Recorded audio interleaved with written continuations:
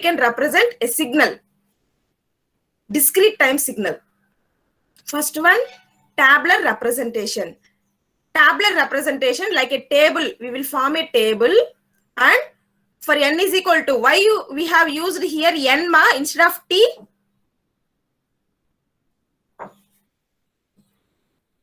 Why n is present here instead of t?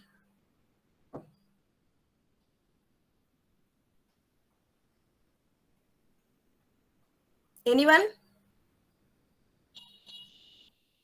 Students? Am I audible? Yes, ma'am. Okay. Yes, ma'am. Okay. Why we are using n here means we are going to see representation of discrete time signals. What we are going to see? DT signals. So DT signals, what is the independent variable? N is the independent variable in DT signals. We must differentiate continuous time and discrete time, no, CT and DT. So what is the difference here? Instead of using T, it is not continuous. That's why we have used an integer like n. So for n is equal to -3, the signal value, amplitude value is 2. For n is equal to -2, what is its amplitude? Corresponding amplitude is -1. For n is equal to -1, what is its corresponding value? It is amplitude of 0. For n is equal to 0, what is the amplitude value? For n is equal to 1, 2, 3, 4, and so on. What is the corresponding amplitude? This is x-axis and x of n is y-axis. Are you getting my point, ma? X-axis is nothing but n values. Y-axis is nothing but corresponding amplitude values. So this is about tabular representation.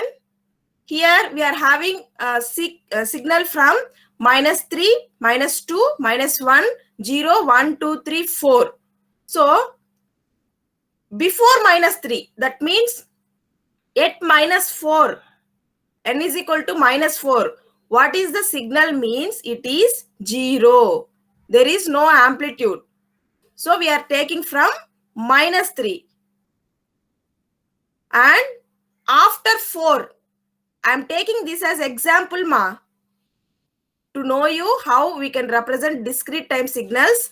This is the example I have taken. So after 4, n is equal to 5. What is the value? 0. That's why I didn't put here. N is equal to 6. It is 0. So it is not put here. Next representation, graphical representation. The same, for this same table, I have represented this in graphical form. This is graphical representation of the same sequence. You see here, for n is equal to -3. What is the value, ma? You are seeing here. What is the corresponding amplitude? For n is equal to -3. 2. So here for n is equal to x-axis, independent variable, y-axis, corresponding amplitude values, that is signal values. So for n is equal to -3, what is the value here? Amplitude y-axis value, corresponding value. 2, ma'am. Oh, okay. For n is equal to -2, what is the value here from the table? It is -1. So here at n is equal to -2, what is the value I put here? Graphical representation. Are you following? -1. So same, n is equal to 0. N is equal to 0. From the table, what is the amplitude, corresponding amplitude value? It is 2. So for n is equal to 0, in graphical representation also same. So you know how to plot graphical representation of a DT signal. Isn't it, ma? Yes, ma'am. Okay, we will move. The third representation is functional representation. functional representation is represented like this. X of n is equal to, for n is equal to minus 3, it is 2. For n is equal to minus 2, it is minus 1. For n is equal to minus 1, it is 0. For n is equal to 0, it is 2. I'm taking some example and saying, ma, for all signals, the values are like this. I'm not saying. I'm taking just example to represent, to explain the representation of discrete time signals.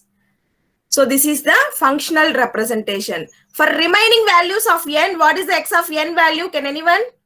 For remaining other than minus 3 to 4, other than these values, what is the x of n value?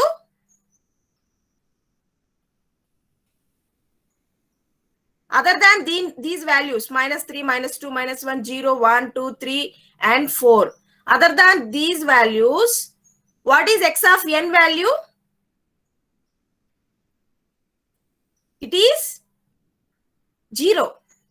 That's why we didn't take n for n is equal to minus 4, n is equal to 5, n is equal to 6, and so on, because it is 0. Are you getting my point, ma? For remaining n values, what is x of n here? It is 0. So next representation, which is important, and throughout our textbook, we will use this representation only in solving problems also. We will use this representation because it is simple one. You see here, it is looking like simple. This is called sequence representation. The fourth one is sequence representation. X of n is equal to, within flower bracket, we will put signal values. And here, these values represent amplitude values. Here, it is representing only y-axis values. Then, how we can relate to x-axis n value? Are you visible here, some arrow? Yes, ma'am.